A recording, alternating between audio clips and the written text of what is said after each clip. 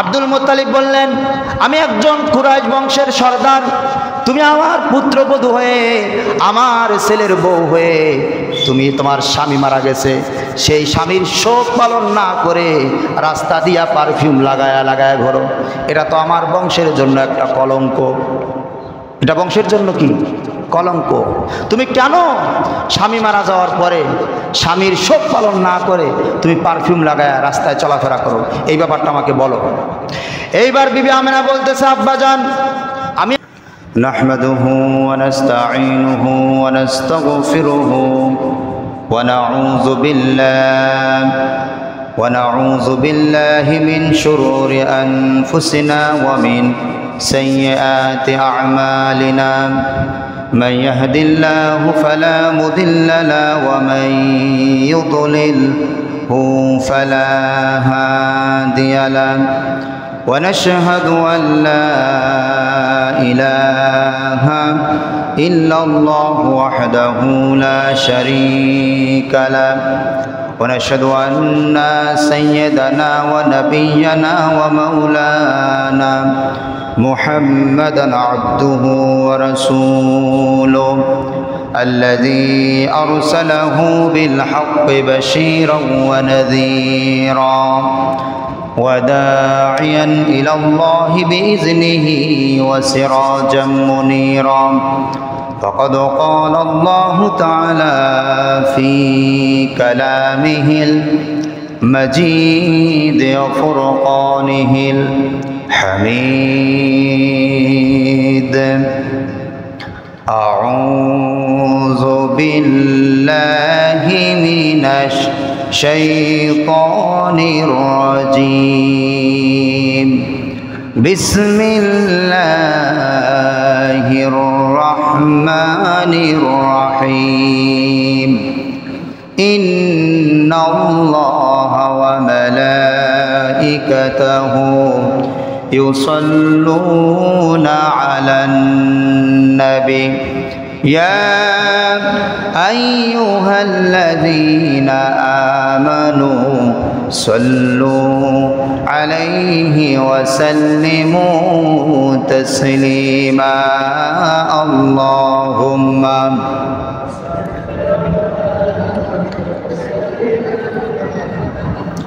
مولانا محمد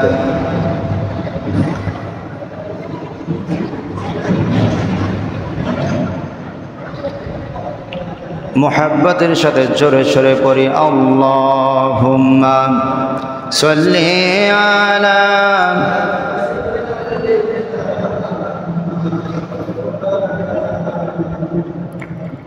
ওয়া আলা আলি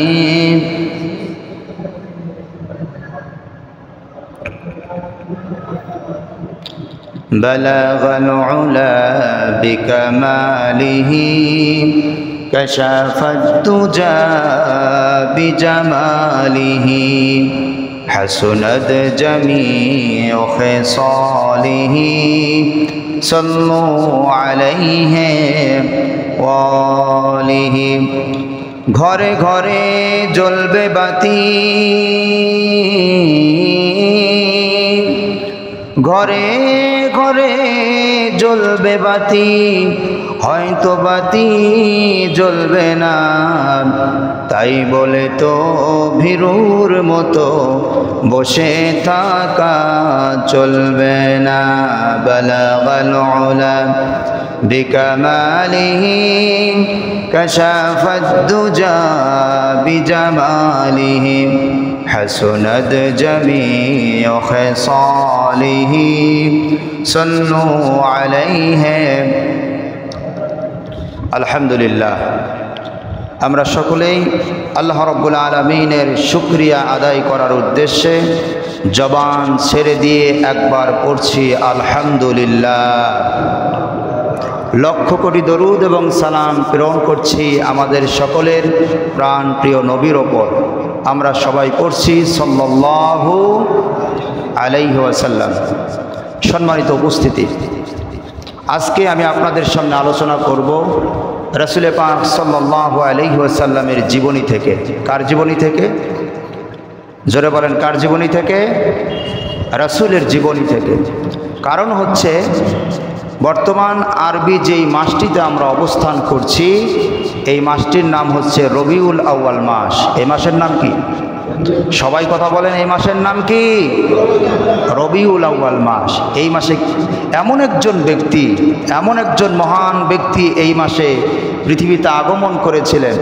এমন একজন মহান ব্যক্তির আবির্ভাব এই মাসটিতে হয়েছিল, যার কারণে, যার ওসিলায় আমরা একটি পূর্ণাঙ্গ জীবন ব্যবস্থা, পূর্ণাঙ্গ একটি জীবন বিধান আমরা পেয়েছি, ঠিক কিনা?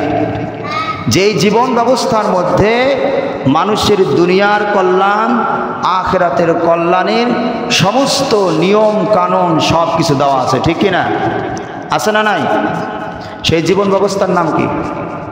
ইসলাম। সেই জীবন ব্যবস্থার নাম কি? ইসলাম। আল্লাহ রাব্বুল আলামিন বলেন, আল-ইয়াওমা আকমালতু লাকুম দীনাকুম ওয়া আতমামতু আলাইকুম নি'মাতি ওয়া রাদিতু লাকুমুল ইসলাম দীনা। জোরে বলি আল্লাহু আকবার। আল্লাহ রাব্বুল আলামিন বলেন, আজ আমি তোমাদের জন্য তোমাদের দ্বীনকে পরিপূর্ণ করে দিলাম, আর তোমাদের জন্য দ্বীন হিসাবে ইসলামকে মনোনীত করলাম। চিৎকার করে বলেন সুবহানাল্লাহ। এই ইসলাম আমরা কার মাধ্যমে পেয়েছি? সবাই এদিকে দেখেন, কার মাধ্যমে ইসলাম ধর্মটা আমরা পেয়েছি? নবীর মাধ্যমে। এই ইসলাম ধর্মের প্রচারের জন্য, এই ইসলামের দাওয়াত প্রতিটি ঘরে ঘরে পৌঁছে দেওয়ার জন্য আমার নবী অনেক মার খেয়েছেন, জুলুম, নির্যাতন, নিপীড়ন, অনেক অত্যাচার সহ্য করেছেন, ঠিক কিনা? এরপরেও মানুষের দ্বারে দ্বারে কি পৌঁছায় দিয়েছেন? ইসলামের সুমহান আদর্শের কথা পৌঁছায় দিয়েছেন। সেই নবী জন্মলাভ করেছে, সেই নবী এই পৃথিবীতে আগমন করেছিল যে মাসটিতে, সেই মাসের নাম কি? রবিউল আউয়াল মাস। আর আমরা বর্তমান যে মাসটিতে অবস্থান করছি, এই মাসের নাম কি? এই মাসের নাম হচ্ছে রবিউল আউয়াল মাস। এই যে আমাদের নবী এই পৃথিবীতে যে আগমন করলো রবিউল আউয়াল মাসে, তিনি যে আমাদের মধ্যে আসলেন, এতে করে আপনারা খুশি নাকি বেজার? আপনারা খুশি না বেজার? যারা নবীর আগমনে, নবী দুনিয়াতে এসেছেন, নবীর আবির্ভাবের কারণে, নবীর জন্মলাভ হওয়ার কারণে যারা আনন্দিত হতে পারে না, যারা খুশি হতে পারে না, এরা হচ্ছে টাটকা মুনাফিক। এরা কি? এরা হচ্ছে মুনাফিক, এরা হচ্ছে কাফের। নবীর আগমনে আমাদেরকে কি হতে হবে? খুশি হতে হবে, আনন্দিত হতে হবে। কি হতে হবে? আনন্দিত হতে হবে। তবে এর মধ্যে আরেকটি কথা আছে, শুধুমাত্র নবীর আগমনে আনন্দিত হলে আর খুশি হইলেই প্রকৃত কল্যাণ পাওয়া যাবে না। নবীর আগমনে শুধুমাত্র আনন্দিত হলেই প্রকৃত কল্যাণ পাওয়া যাবে না, জাহান্নামের আগুন থেকে বাঁচা যাবে না, জান্নাতে যাওয়া যাবে না। কারণ এই পৃথিবীতে আমার নবীর আগমনের পরে, নবী যখন দুনিয়াতে আসলেন, নবী যখন পৃথিবীতে আসলেন, সব থেকে বেশি যেই ব্যক্তি খুশি হয়েছিল সেই ব্যক্তির নাম ছিল, তিনি ছিলেন রাসূলের চাচা, আর তার নাম ছিল আবুল আহাব। তার নাম কি ছিল? তার নাম ছিল আবুল আহাব। কিন্তু এই আবুল আহাব জান্নাতি নাকি জাহান্নামী? কথা বলতে ভয় পাচ্ছেন? আবুল আহাব জান্নাতি না জাহান্নামী? সে জাহান্নামী। আল্লাহ রাব্বুল আলামিন কোরআনে কারীমে আবুল আহাব যখন জীবিত ছিল তার শানে একটা সূরা নাজিল করলেন। সেই সূরাটার নাম কি? সূরা লাহাব। বলেন সূরার নাম কি? সূরা লাহাব। আল্লাহ রাব্বুল আলামিন আবুল আহাব যখন জীবিত ছিল তার শানে এই সূরাটা নাজিল করলেন, তাকে ধিক্কার জানানোর জন্য। তাকে আল্লাহ রাব্বুল আলামিন, সে যে ক্ষতিগ্রস্ত এটা উল্লেখ করে আল্লাহ রাব্বুল আলামিন সূরাটা নাজিল করলেন। আল্লাহ রাব্বুল আলামিন বলেন, তাব্বাত ইয়াদা আবি লাহাবি ওয়া তাব। চিৎকার করে বলেন আল্লাহু আকবার। আল্লাহ রাব্বুল আলামিন বলেন, আবুল আহাবের দুই হাত ধ্বংস হোক। আবুল আহাবের কি ধ্বংস? আবুল আহাবের দুই হাত ধ্বংস হোক। আর সে নিজে নিজেই ধ্বংস হয়ে গেছে। আবুল আহাব কি হয়ে গেছে? ধ্বংস হয়ে গেছে। যে রাসূলের জন্ম লাভে সবচেয়ে বেশি কি হয়েছিলেন, সব থেকে বেশি আনন্দিত হয়েছিলেন। এরপর আল্লাহ তাআলা কি বলতেছেন, আবু লাহাবের হাত কি হোক, ধ্বংস হোক। আবু লাহাব ক্ষতিগ্রস্তদের অন্তর্ভুক্ত। আবু লাহাব আমার নবীর জন্মে, আমার নবী যখন পৃথিবীতে আগমন করেছিলেন তিনি কতটা খুশি হয়েছিলেন, সিরাতের কিতাবের মধ্যে এসেছে। আবু লাহাব আমার নবী যখন জন্মলাভ করেন, আমার নবী যখন পৃথিবীতে আসেন, যখন তার কানে এই শব্দটা চলে গেল, এই খবরটা যখন তার কানে চলে গেল, তখন আবু লাহাব খুশির ঠেলায় তার একটা কৃতদাস ছিল। কি ছিল? তার একজন কৃতদাস ছিল। খুশির ঠেলায় সে কৃতদাসকে সঙ্গে সঙ্গে আজাদ করে দিয়েছিলেন। কি করে দিয়েছিলেন? সঙ্গে সঙ্গে মুক্ত করে দিয়েছিলেন, আজাদ করে দিয়েছিলেন। তাহলে আমার নবীর আগমনে সে কতটা খুশি ছিল। কিন্তু এরপর আবু লাহাব সে জান্নাতি না জাহান্নামী? এরপরেও জাহান্নামী। কেন? কারণ হচ্ছে আবু লাহাব শুধুমাত্র আমার নবীর জন্মলাভে, আমার নবীর আগমনে সে আনন্দিত ছিল, খুশি ছিল, কিন্তু নবীর আদর্শ তার মধ্যে, নবীর আদর্শ ছিল, আবু লাহাবের মধ্যে নবীর আদর্শ ছিল না। আমার নবী যখন জন্মলাভ করেছেন তখন সে খুশির ঠেলায়, আনন্দের ঠেলায় একজন কৃতদাসকে মুক্ত করে দিয়েছিলেন।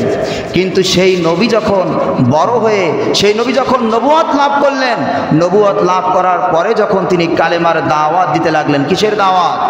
কালেমার দাওয়াত দিতে লাগলেন, তখন আবু লাহাব চিন্তা করলো, মুহাম্মদ সাল্লাল্লাহু আলাইহি সাল্লামের দাওয়াত যদি আমি মেনে নেই তাহলে তো আমার আর গদি থাকবে না। আমরা যে গরিব অসহায় মানুষগুলিকে ধোঁকা দিয়ে বোকা বানাই এবং তাদের কাছ থেকে আমরা টাকা পয়সা, ইজ্জত, সম্মান আমরা হাসিল করে নেই, মুহাম্মদ সাল্লাল্লাহু আলাইহি সাল্লাম যদি তার দাওয়াতি মিশনে সাকসেস হয়ে যায়, সফল কাম হয়ে যায়, তাহলে আমরা এই জুলুম, এই অত্যাচার, এই গরিবদের প্রতি, অসহায়দের প্রতি এই নিপীড়ন আমরা করতে পারবো না। এই জন্য আবু লাহাব কী করলো? আবু লাহাব আমার নবীর বিরোধিতা করা শুরু করে দিল। কি করা শুরু করে দিল? আমার নবীর, আবু লাহাব এবং তার স্ত্রী উম্মে জামিল রসুলের বিরোধিতা শুরু করে দিল। রসুলের দাওয়াতি মিশনকে স্তব্ধ করে দেওয়ার জন্য, বন্ধ করে দেওয়ার জন্য সে এবং তার স্ত্রী নানা ধরনের অপকৌশল, অপপ্রচার চালাতে লাগলো। এই জন্য আবু লাহাব আল্লাহ রাব্বুল আলামিন দুনিয়াতে বেঁচে থাকতেই আল্লাহ রাব্বুল আলামিন তাকে ধিক্কার জানিয়ে তার ধ্বংস কামনা করে আল্লাহ রাব্বুল আলামিন কোন সূরা নাযিল করছিলেন? সূরা, আবার বলেন কোন সূরা? সূরা লাহাব। এজন্য এই ঘটনা থেকে কি শিক্ষা পাওয়া যায়? যে নবীর আগমনে শুধুমাত্র সন্তুষ্ট বা আনন্দিত হলেই আমরা প্রকৃত কল্যাণের অধিকারী হতে পারবো না। নবীর আগমনে আমরা আনন্দিত হলেই আমরা জাহান্নাম থেকে বাঁচতে পারবো না, জান্নাতে যেতে পারবো না। আজকে আমাদের সমাজে আমরা কিন্তু নবীর আদর্শ মানি না। নবীর আদর্শ মানি? নবীর আদর্শ নাই। এক বছরে মাস কয়টা? সবাই বলেন কয়টা মাস? 12টা মাস। 12 মাসের মধ্যে পুরো 11 মাস কোনো খোঁজ খবর নাই নবীর আদর্শের, রাসূলের আদর্শের কোনো খোঁজ খবর নাই। যখন রবিউল আউয়াল মাস আসে তখন কতই রবিউল আউয়াল? 12ই রবিউল আউয়াল। কতই রবিউল আউয়াল? এদিকে সরাও। কতই রবিউল আউয়াল? 12ই রবিউল আউয়াল। তখন আমরা বুঝাই যে আমরা নবীর আগমনে খুব খুশি, আমরা নবীর আগমনে আমরা খুবই আনন্দিত। তার বহিঃপ্রকাশ আমরা কি দিয়ে ঘটাই? ওই যে এশার নামাজের পরে 5 ওয়াক্ত নামাজ সেই দিনও পড়ে না, এশার নামাজের পরে আসবে অথবা এশার নামাজের আগে আসবে, এসে মিলাদ মাহফিল করবে, দোয়ার মাহফিল করবে, আর বলবে যে কি মনে মনে ভাবে যে আমরা নবীর আগমনে কি খুশি, আনন্দিত। অথচ সারা বছর নবীর আদর্শের কোনো খোঁজ খবর নাই, নবীর আদর্শের কোনো খোঁজ খবর নাই। ব্যক্তি জীবনে নবীর আদর্শ নাই, পারিবারিক জীবনে নবীর আদর্শ নাই, মাথার চুল কাটে সেখানে নবীর সুন্নত নাই। সব কিছু নিজের ইচ্ছা মতো, খেয়াল খুশি মতো করে। আর রবিউল আউয়াল মাস আসলে পরে 12ই রবিউল আউয়াল এশার নামাজের সময় আয়েশা, মসজিদে আয়েশা কি করে? মিলাদ আর কিয়াম করে, আর মনে মনে ভাবে আমি একবারে পাক্কা মুসলমান, পাক্কা আশিকে রাসূল, এইবার আমাকে আর জান্নাতে যেতে কে ঠেকায়? এরকম মুসলমান আছে না নাই? জোরে বলেন আছে না নাই? যদি নবীর আগমনে শুধুমাত্র আনন্দিত হওয়ার মধ্যেই যদি জান্নাত থাকতো, নবীর আনন্দে খুশি হওয়ার মধ্যেই যদি প্রকৃত কল্যাণ থাকতো, নবীর আগমনে খুশি হওয়ার কারণেই যদি আল্লাহ রাব্বুল আলামিন কাউকে জান্নাত দিত, আপনাকে আমাকে জান্নাত দিত, তাহলে আমার আগে আপনার আগে কাকে জান্নাত দিত? কথা বলেন। আবুল আহাবকে। কাকে? আবুল আহাবকে। কারণ আপনি নবীর আগমনে আনন্দিত, আপনি যে আনন্দিত সেটার বহিঃপ্রকাশ আপনি কি দিয়ে ঘটান? শুধুমাত্র মিলাদ আর কিয়াম দিয়া। আর আবুল আহাব সে যে নবীর আগমনে আনন্দিত হয়েছিল, সে তার একজন দাসীকে, দাসী কাকে বলে? কেনা গোলাম, টাকা দিয়ে কাজের জন্য একসময় লোকজন কেনা হতো, সেই কেনা গোলামকে রসুলের জন্মে, রসুলের আগমনে আনন্দিত হয়ে আজাদ করে দিয়েছিলেন, মুক্ত করে দিয়েছিলেন। তাহলে আপনি আগে জান্নাতে যাবেন নাকি সে আগে জান্নাতে যাবে? সে আবুল আহাবের ব্যাপারে আল্লাহ বলছেন তাব্বাত ইয়াদা আবি লাহাবিন ওয়া তাব। আল্লাহ পাক বলতেছেন আবুল আহাবের 2 হাত ধ্বংস হোক, বলে নাউজুবিল্লাহ। এজন্য আমাদেরকে কি করতে হবে? শুধুমাত্র নবীর আগমনে আনন্দিত হলেই হবে না। একজন মুসলমান, একজন মোমেন শুধুমাত্র সে নবীর আগমনে আনন্দিত হয় না, খুশি হয় না, বরং আল্লাহ পাক বলছেন মা তাকুমুর রাসূলু ফাকুযু। আল্লাহ পাক বলছেন তোমাদের রসুল তোমাদের জন্য যা কিছু নিয়ে এসেছেন তা গ্রহণ করো। তা কি করো? জোরে বলেন, কি করতে বলা হয়েছে? রাসূলের আদর্শ কি করতে বলা হয়েছে? গ্রহণ করতে বলা হয়েছে। রাসূল আমাদের জন্য কি নিয়ে এসেছেন? কোরআন। বলেন কি নিয়ে এসেছেন? কোরআনে হাকিম। সুতরাং রসুলের জন্মে আনন্দিত হওয়ার পাশাপাশি আমাদেরকে কি মানতে হবে? জোরে বলেন, কি মানতে হবে? কোরআনকে পরিপূর্ণভাবে মানতে হবে। যারা রাসূলের আগমনে আনন্দিত হওয়ার পাশাপাশি কোরআনকে জীবনের প্রত্যেকটা সেক্টরে, প্রত্যেকটা ক্ষেত্রে যারা কোরআনের অনুশাসন মেনে চলে, তারাই হচ্ছে খাঁটি মুমিন, তারাই হচ্ছে খাঁটি মুসলমান, তারাই হচ্ছে প্রকৃত খাঁটি আশিকে রসুল। আল্লাহ রাব্বুল আলামিন এই সমস্ত বান্দা এবং বান্দীদের জন্যই জান্নাত দান করবেন। সকলে চিৎকার করে বলেন সুবহানাল্লাহ। আমার প্রিয় ভাইয়েরা, আমরা বর্তমান যেই মাসটিতে অবস্থান করছি, এই মাসের নাম কি বলেন? রবিউল আউয়াল মাস। সবাই চিৎকার করে বলেন এই মাসের নাম কি? রবিউল আউয়াল মাস। এই মাসে আমার নবী দুনিয়াতে আগমন করেছেন। আমার নবীর সিরাত, আমার নবীর জীবন কাহিনী যদি আলোচনা করা যায়, 2-1 ঘন্টা আলোচনা করে আমার নবীর জীবন কাহিনী আপনাদের সামনে বর্ণনা করা যাবে না। কারণ এই পৃথিবীতে সবথেকে বেশি, সবচাইতে বেশি বিস্তারিত যার জীবন কাহিনী লেখা হয়েছে তিনি আর কেউ নন, তিনি হচ্ছেন আপনার আমার নবী জনাবে মুহাম্মাদুর রাসূলুল্লাহ। চিৎকার করে বলেন সাল্লাল্লাহু আলাইহি ওয়াসাল্লাম। এজন্য 2-1 কথায় আমার নবীর শান, আমার নবীর মান, আমার নবীর জীবন কাহিনী বর্ণনা করা যাবে না। আমার নবীর জীবন কাহিনী অনেক বিস্তারিত, অনেক বিস্তর। আমার নবী যখন, আজকে আপনাদের সামনে আমি, নবী যখন মায়ের পেটে ছিলেন, মায়ের পেটে থাকাকালীন নবীজির মা বিবি আমেনা, নবীজির মার নাম কি ছিল? বিবি আমেনা, মা আমেনা কিছু অলৌকিক ঘটনা উপলব্ধি করতে পেরেছিলেন। আজকে আমি সময়ের স্বল্পতার কারণে মাত্র 2টা ঘটনা উল্লেখ করেই আজকের আলোচনা শেষ করব। আমার প্রিয় ভাইয়েরা, মা আমেনার পেটে যখন আমার নবী আসলো, কিতাবের মধ্যে এসেছে, ইবনে ইসহাক রাহমাতুল্লাহ আলাইহি বর্ণনা করছেন, আমার নবী যখন আমার মায়ের গর্ভে আগমন করলো, আমার নবীর মা বিবি আমেনা একদিন রাতের বেলায় শুয়ে আছেন, ঘুম এবং জাগ্রত অবস্থার মাঝামাঝি, অর্থাৎ ঘুমও যায় নাই আবার জেগেও নাই। এরকম আমরা ঘুমাই কি ঘুমাই না? রাতের বেলা এরকম অনেক সময় শুয়ে থাকি না? মানে ঘুম এবং জাগ্রত অবস্থার মাঝামাঝি মা আমেনা একদিন শুয়ে আছে রাতের বেলায়। এমন সময় মা আমেনা হঠাৎ করে একটা গায়েবী আওয়াজ শুনতে পেল। কি আওয়াজ? গায়েবী আওয়াজ শুনতে পেল। গায়েবী আওয়াজের মাধ্যমে মা আমেনাকে বলা হচ্ছে, ও আমেনা, তোমার পেটে একজন পুত্র সন্তান আগমন করেছে। কি আগমন করেছে? কি সন্তান? সবাই চিৎকার করে বলেন কি সন্তান? তোমার পেটে একজন পুত্র সন্তান আগমন করেছে। এই সন্তান সাধারণ কোনো সন্তান নয়, এই সন্তান সাধারণ কোনো মানুষ নন। ইনি হচ্ছেন সরকার আলম, দো জাহানের বাদশাহ, শাহেনশাহ মদিনা। ইনি হচ্ছেন জনাবে মুহাম্মদুর রাসূলুল্লাহ, সবাই বলি সাল্লাল্লাহু আলাইহি ওয়াসাল্লাম। ইনি হবেন পরবর্তী এই উম্মতের জন্য সরদার, ইনি হবেন এই উম্মতের জন্য রহমত, ইনি হবেন এই উম্মতের জন্য নেতা। চিৎকার করে বলেন আল্লাহু আকবার। আমার প্রিয় ভাইরা, মা আমিনা বলেন, আমি যখন এই গায়েবী আওয়াজটা শুনতে পেলাম, আমি আশ্চর্য হয়ে গেলাম। আমার পেটে বাচ্চা চলে এসেছে, আমার গর্ভে বাচ্চা এসেছে, অথচ আমি জানি না। মা আমিনা বলতেছেন, এই গায়েবী আওয়াজ শোনার পর আমি আশ্চর্য হয়ে গেলাম, কারণ আমার পেটে যে বাচ্চা এসেছে, আগমন করেছে, আমি এটা নিজেও জানি না। সকলে বলেন সুবহানাল্লাহ।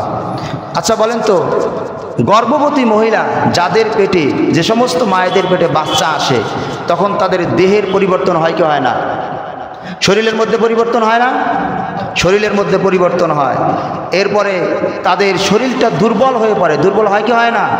কিন্তু মা আমিনা বলতেছেন যে আমার পেটে যখন শিশু মুহাম্মদ সাল্লাল্লাহু আলাইহি সাল্লাম আগমন করেছে, আমার দেহের মধ্যে কোনো আমি পরিবর্তন দেখি নাই, আমার শরীরের মধ্যে আমি কোনো পরিবর্তন পরিলক্ষিত করি নাই। এমনকি আমার শরীরে বাচ্চা পেটে আসলে পরে যে দুর্বলতা অনুভব হয়, সেই দুর্বলতাটাও আমি অনুভব করি নাই। চিৎকার করে বলেন সুবহানাল্লাহ।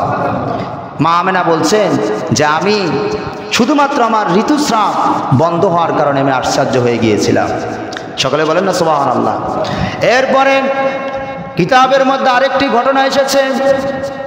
আমার নবীর যখন মায়ের পেটে আসলেন, মা আমিনার পেটে আসলেন, মা আমিনার দেহ মোবারক থেকে মেশকে আম্বারের সুগন্ধ বের হওয়া আরম্ভ করলো। বলেন সুবহানাল্লাহ। কিসের গন্ধ? কিসের সুগন্ধ? মেশকে আম্বারের সুগন্ধ বের হওয়া আরম্ভ করলো। মা আমিনা যখন রাস্তা দিয়ে হাঁটে, তখন মহিলারা বলাবলি করতে লাগলো যে এই মহিলাটা কত বড় বেকুব, কত বড় আহাম্মক। স্বামী মারা গেছে, স্বামীর শোক পালন না করে এই মহিলা উন্নত মানের পারফিউম লাগায়া রাস্তা দিয়ে হাঁটে। এই মহিলাটা কত বড় বেকুব। একদিন রাসূলের দাদার নাম কি ছিল? Abdul Muttalib. বলেন রাসূলের দাদার নাম কি ছিল? Abdul Muttalib. রাস্তা দিয়ে যাচ্ছেন, এমন সময় ওই মহিলাগুলি বিভিন্ন জায়গায় এরকম আলোচনা করতেছিল যে আব্দুল মুত্তালিবের পুত্রবধূ, তার ছেলের বউ এত বড় বেকুব, তার স্বামী মারা যাওয়ার পরে তার শোক পালন না করে পারফিউম লাগায়া রাস্তায় রাস্তায় চলাফেরা করে। কি লাগায়া? পারফিউম লাগায় রাস্তায় চলাফেরা করে। এই ঘটনা আব্দুল মুত্তালিব শোনার পর আর সামনের দিকে আগালেন না, তিনি বাড়ির দিকে চলে গেলেন। বাড়ি থেকে স্ত্রীকে বলতেছেন, স্ত্রী রে, আমার ছেলের বউ, আমার পুত্রবধূ, সে নাকি তার স্বামী মারা যাওয়ার পর, আমার ছেলেটা মারা যাওয়ার পর শোক পালন না করে সে পারফিউম লাগায় রাস্তায় হাঁটে। এই ব্যাপারে তোমার বউকে তুমি কিছু বলতে পারো না? এইবার আব্দুল মুত্তালিবের স্ত্রী বলতেছে, স্বামী গো, এই ব্যাপারটা আমিও তোমার সাথে আলোচনা করতে চেয়েছিলাম, আমিও তোমার সাথে আলোচনা করতে চাই, কিন্তু কেন যে ভুলে গেছি, আলোচনা করার সুযোগটা হয় নাই। এইবার আব্দুল মুত্তালিব বলতেছে, কেন এই পারফিউমের সুগন্ধ আমার বৌমার দেহ মোবারক থেকে বের হয়? আমার বৌমাকে একটু ডাকো তো, তার কাছ থেকে বিস্তারিত ঘটনাটা শুনি। এবার আব্দুল মুত্তালিব মা আমিনাকে ডাকলেন, রসুলের মাকে ডাকলেন, রসুলের আম্মাজানকে ডাকলেন। ডাকার পর বলতেছে, আম্মাজান, তুমি তো জানো আমি একজন বিখ্যাত কুরাইশ বংশের লোক, আর কুরাইশ বংশের আমি একজন সর্দার, আমি একজন নেতা। নবীর দাদা কুরাইশ বংশের কি ছিলেন? সর্দার ছিলেন। বলেন কি ছিলেন? সর্দার ছিলেন। আব্দুল মুত্তালিব বললেন, আমি একজন কুরাইশ বংশের সর্দার, তুমি আমার পুত্রবধূ হয়ে, আমার ছেলের বউ হয়ে, তুমি তোমার স্বামী মারা গেছে, সেই স্বামীর শোক পালন না করে রাস্তা দিয়া পারফিউম লাগায়া ঘোরো। এটা তো আমার বংশের জন্য একটা কলঙ্ক। এটা বংশের জন্য কি? কলঙ্ক। তুমি কেন স্বামী মারা যাওয়ার পরে স্বামীর শোক পালন না করে তুমি পারফিউম লাগায়া রাস্তায় চলাফেরা করো? এই ব্যাপারটা আমাকে বলো। এইবার বিবি আমিনা বলতেছে, আব্বাজান, আমি আপনাকে বিষয়গুলি বলতে চেয়েছিলাম কিন্তু বলার সুযোগ হয় নাই। আমি আসলে রাস্তার মধ্যে পারফিউম লাগায়া চলাফেরা করি না, কিন্তু বেশ কিছুদিন যাবত আমার পেটে একজন সন্তান এসেছে। আমার পেটে যে সন্তানটা আগমন করেছে, আমার যে পারফিউমের সুগন্ধটা মানুষ শুনতে পায়, আপনারা আমার যে পারফিউমের সুগন্ধটা শুনতে পান, এই পারফিউমের সুগন্ধ আমি ব্যবহার করি না, এটা কোনো দুনিয়াবি পারফিউম না। এই পারফিউমের সুগন্ধটা আমার পেটে যে সন্তান আছে তার শরীর থেকে আসে, আর এই পারফিউমটার নাম হচ্ছে মেশকে আম্বার। চিৎকার করে বলেন না আল্লাহু আকবার। এই পারফিউমটার নাম কি? মেশকে আম্বার। আসলে আমি কোনো আমার শরীরের মধ্যে পারফিউম ব্যবহার করি না, আমি কোনো সুগন্ধ ব্যবহার করে গায়ের মধ্যে সুগন্ধ লাগায়া আমি রাস্তায় চলাফেরা করি না। ওই যে আমার পেটে একটা সন্তান আসছে, ওই সন্তানের কারণে আমার গোটা শরীরটা পারফিউমের সুগন্ধে আমার শরীরটা ভরপুর হয়ে গেছে। বলেন সুবহানাল্লাহ। আমার প্রিয় ভাইরা, এই ঘটনা যখন মা আমেনা আব্দুল মুত্তালিব এবং তার স্ত্রীর সামনে বর্ণনা করতেছেন, এইবার আব্দুল মুত্তালিবের স্ত্রী বলতেছে, স্বামী এই কথাটা কিন্তু আমার বৌমা ঠিক বলছে। এই কথাটা আমার বৌমা কি বলছে? ঠিক বলছে। কারণ আমার বৌমা যখন বাথরুম থেকে গোসল সেরে আসে, তখন আমি বাথরুমে গিয়া দেখি যে পুরা বাথরুমটা মেশকে আম্বারের সুগন্ধ দিয়া ভরপুর হয়ে গেছে। বলেন সুবহানাল্লাহ। আমার প্রিয় ভাইয়েরা, এইরকম আরও অসংখ্য অলৌকিক আশ্চর্য ঘটনা আমার নবী যখন তার মায়ের পেটে ছিলেন তখন তার সঙ্গে ঘটেছিল। আমার নবী যখন কোথায় ছিলেন? যখন নবী কার পেটে ছিলেন? মায়ের পেটে ছিলেন। এরকম আরও অসংখ্য ঘটনা ঘটেছে আমার নবীর সাথে, নবীর মায়ের সাথে। কিন্তু এই ঘটনাগুলি থেকে শিক্ষা নেওয়ার মতো আমাদের কিছুই নাই। এই ঘটনাগুলি যদি আমি বর্ণনা করি, এই ঘটনাগুলি যদি হুজুররা বর্ণনা করে, আপনাদের শুনতে কানে মজা লাগবে, কিন্তু শিক্ষণীয় কিছুই না এখান থেকে। আমি যদি দুই একটা ঘটনা না বলতাম, আসলে আপনারা বুঝতেন না, এজন্য ঘটনাগুলি উল্লেখ করলাম। আচ্ছা বলেন তো, পৃথিবীতে আমার নবীর পরে অথবা নবীর আগে এমন কোনো সন্তান কি জন্ম নিয়েছিল যে সন্তান যখন মায়ের পেটে ছিল, মায়ের পেটে থাকাকালীন তার মায়ের গোটা দেহটা মেশকে আম্বারের সুগন্ধ দিয়ে ভরপুর ছিল? এরকম কোনো সন্তান দুনিয়াতে এসেছিল? কিয়ামত পর্যন্ত কোনোদিন আসবে? জোরে বলেন, আসবে? আসবে না। এটা শুধুমাত্র আমার নবীর জন্য খাস। এটা কার জন্য খাস? এটা আমার নবীর জন্য খাস। এজন্য এখান থেকে শিক্ষা নেওয়ার মতো কিছু নাই।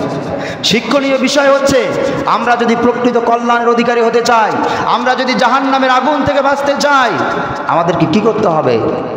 রাসূলের আদর্শ গ্রহণ করতে হবে। রাসূলের কি গ্রহণ করতে হবে? রাসূলের আদর্শ গ্রহণ করতে হবে। রাসূলের আদর্শ গ্রহণ না কইরা শুধুমাত্র আপনি রাসূল দুনিয়াতে রবিউল আউয়াল মাসে এসেছেন এই জন্য আপনি আনন্দিত হবেন, আপনি কি করবেন? মিলাদ মাহফিল করবেন, দোয়ার মাহফিল করবেন, সারা জীবন সারা বছর রাসূলের আদর্শ মানবেন না। বিয়ে করেন, রাসূলের আদর্শ নাই। ছেলে বাচ্চা কাচ্চা লালন পালন করেন, রাসূলের আদর্শ মানেন না। ব্যবসা করেন, রাসূলের আদর্শ মানেন না।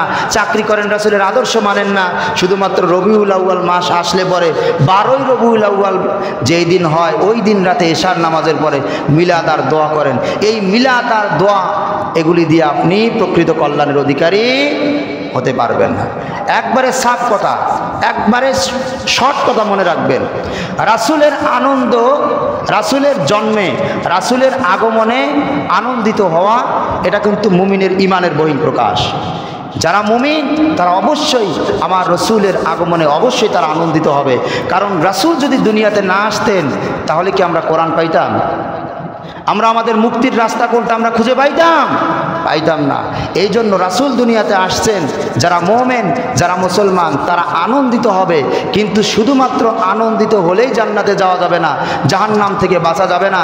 আনন্দিত হওয়ার পাশাপাশি রাসূলের আদর্শ মানা লাগবে। রাসূলের কি মানা লাগবে?